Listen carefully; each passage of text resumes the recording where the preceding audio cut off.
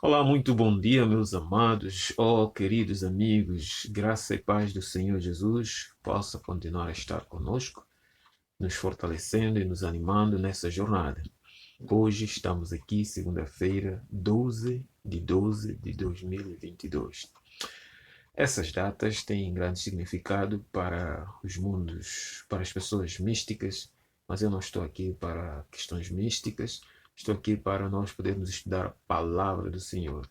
Esta palavra santa e pura e verdadeira que nos fortalece, nos anima, nos corrige e nos habilita a ser homens perfeitos no Senhor Jesus Cristo.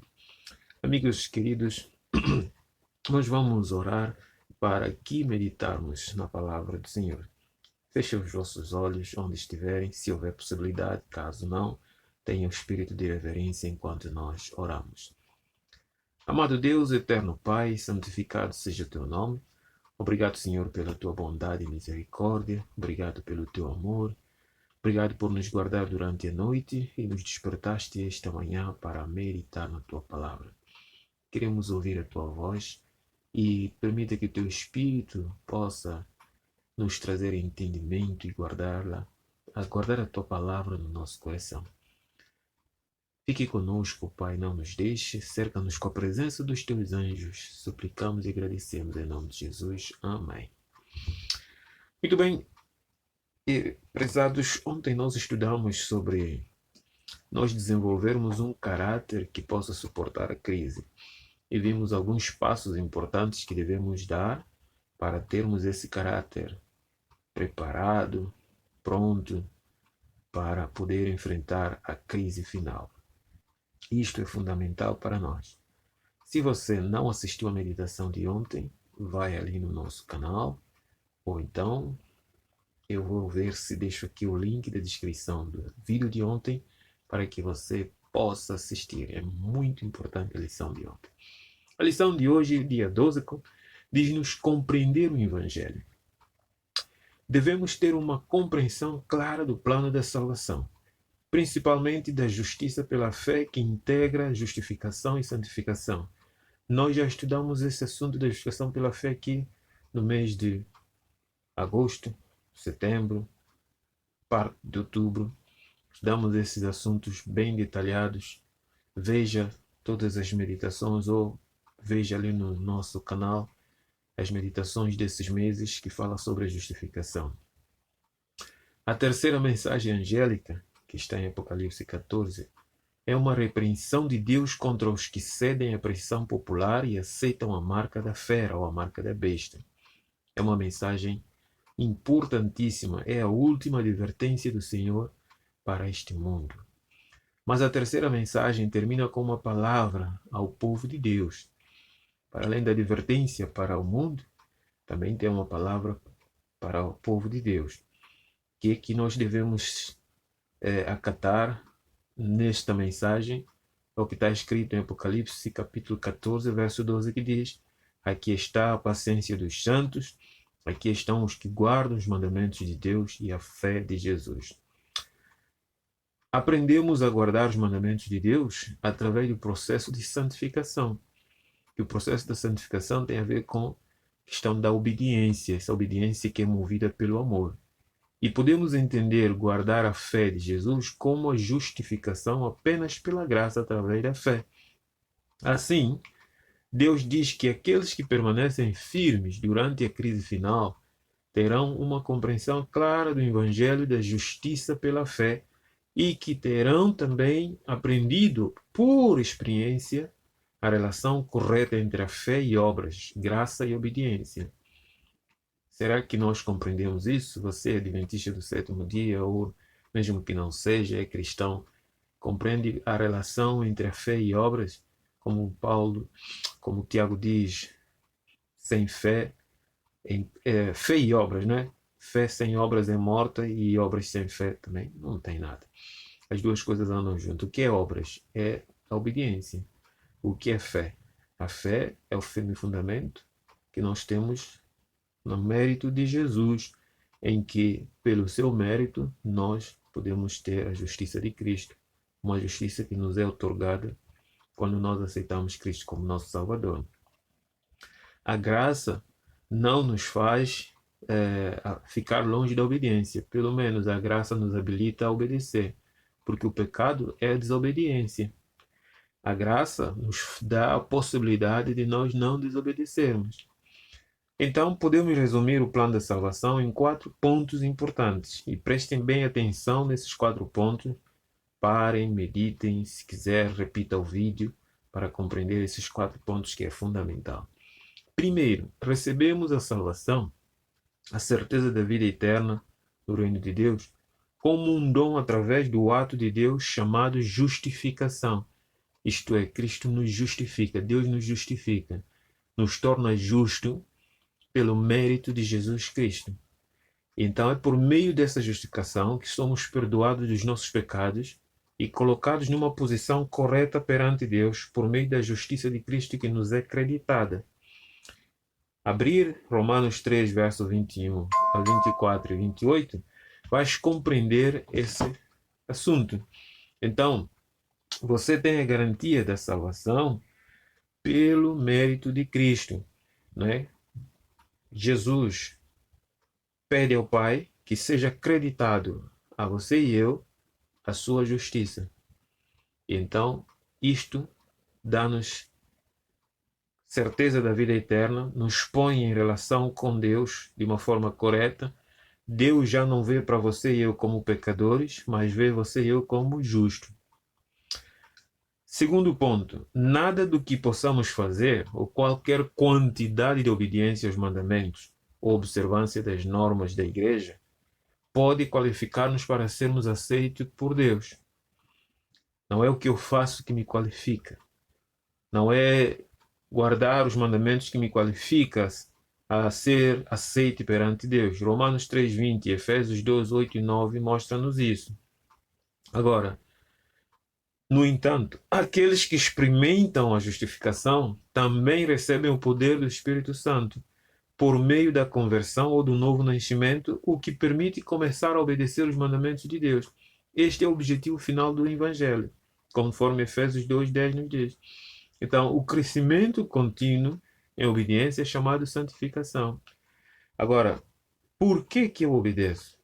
Porque eu já fui salvo. Eu fui justificado.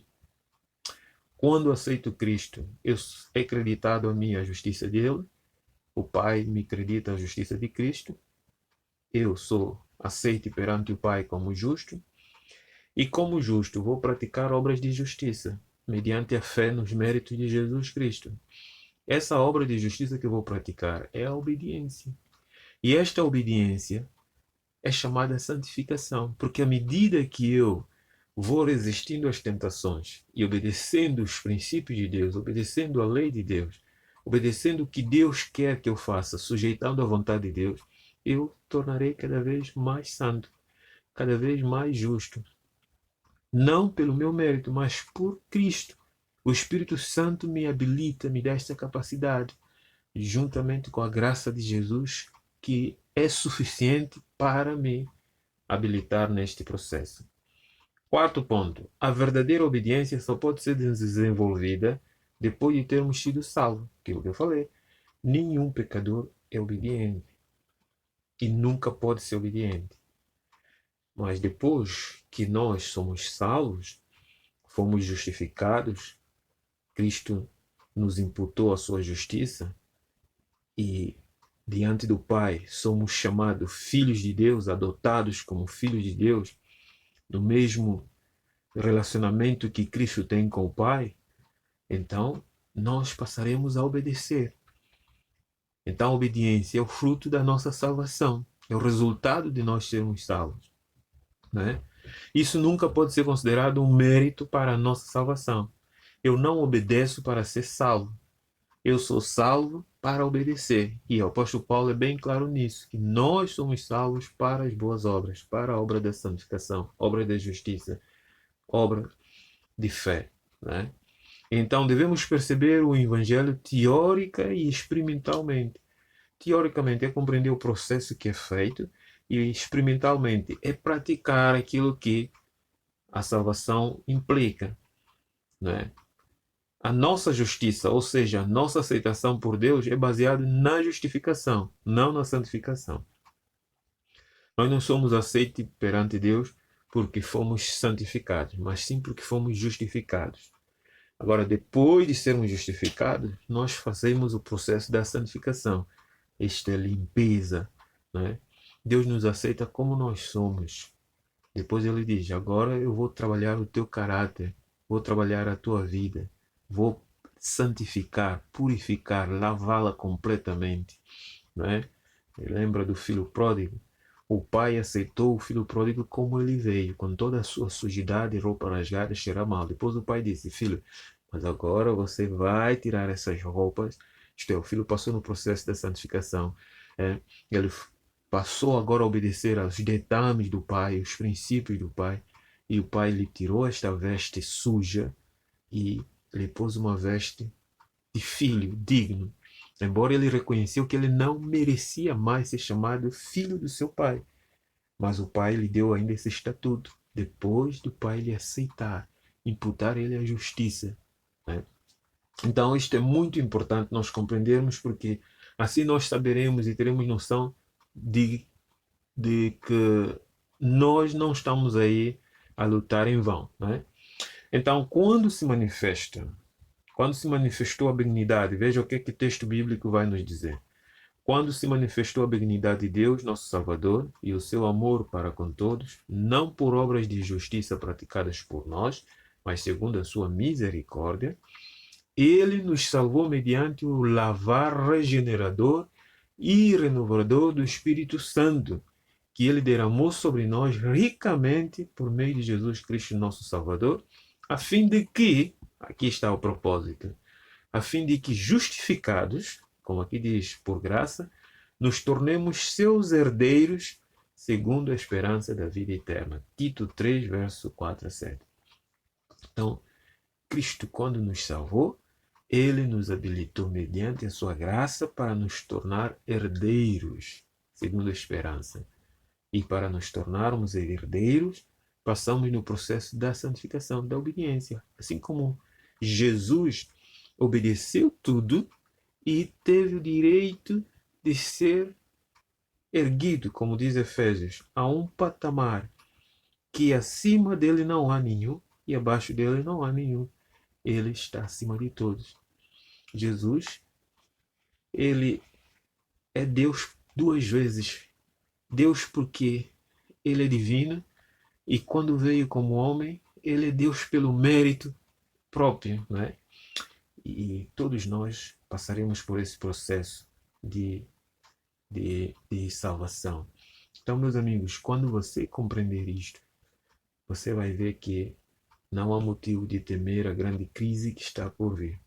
Porque nós teremos certeza de quem nós somos, do que foi feito por nós, somos salvos pela justiça de Cristo, mediante a justiça de Cristo, e santificados e lavados, purificados, no mérito de Jesus Cristo, para herdar a herança que o Pai tem para cada um de nós. Então, esta manhã, que Deus possa nos ajudar a meditar profundamente, a compreender profundamente o processo da nossa salvação, para que não tenhamos medo, mesmo que tivermos que entregar a nossa vida, mesmo que tivermos que morrer, que moramos com certeza, como Paulo, quando entregou a sua vida, ele disse: eu sei em quem tenho crido. Isto deve ser a nossa fé, a nossa esperança para enfrentar a grande crise que está diante de nós. Que Deus possa nos abençoar esta manhã e vamos orar a pedir ao Senhor que nos traga essa compreensão bem clara da nossa salvação. Viver com a certeza da salvação é tão fundamental porque só quando nós temos certeza que somos salvos podemos enfrentar qualquer vicissitude da vida, qualquer luta, tempestade, perseguição, porque sabemos em quem nós temos crido. Vamos orar? Obrigado, Jesus. Obrigado, Deus Pai. Obrigado porque a nossa salvação está certa em Jesus Cristo. Pelo seu mérito, nós temos a certeza de que somos salvos. E somos salvos para a obediência, para vivermos uma vida santa, uma vida de obras de justiça. Ajuda-nos a ter essa certeza e ajuda-nos a viver uma vida de santificação diária, de comunhão com o Pai, com o Espírito Santo, sujeitando a tua vontade, obedecendo os teus princípios, os teus mandamentos, não para sermos salvos, mas porque já somos salvos em Jesus, pelo mérito, pelo sacrifício expiatório feito na cruz. Abençoa cada um de nós nesta manhã. Ajuda-nos a viver o dia de hoje com a certeza da salvação. Fique com os fracos, os aflitos, fortalece aqueles que estão abatidos. Olhe para o mundo, no geral, Senhor, os teus filhos espalhados por toda a parte que sofrem. Conforta-os e os anima com o poder do teu Espírito, trazendo nos teus corações esperança e certeza da salvação. Essas graças e favor suplicamos com perdão dos nossos pecados e culpa de todos no mundo, Senhor. Em nome de Jesus te pedimos. Amém. Então, meu querido amigo, um bom dia, continuação de uma boa segunda-feira e ótimo trabalho. Amanhã, não esqueça, estaremos aqui para mais uma meditação e você é o nosso convidado especial. Não esqueça de compartilhar, deixar o teu comentário, clicar ali no gosto, porque isto vai ajudar as pessoas a conhecer mais o nosso trabalho. Um grande abraço para ti. Nisto Cremos Channel, o canal de esperança. Viva com esperança através de estudos bíblicos, estudos proféticos, meditações e reflexões neste canal.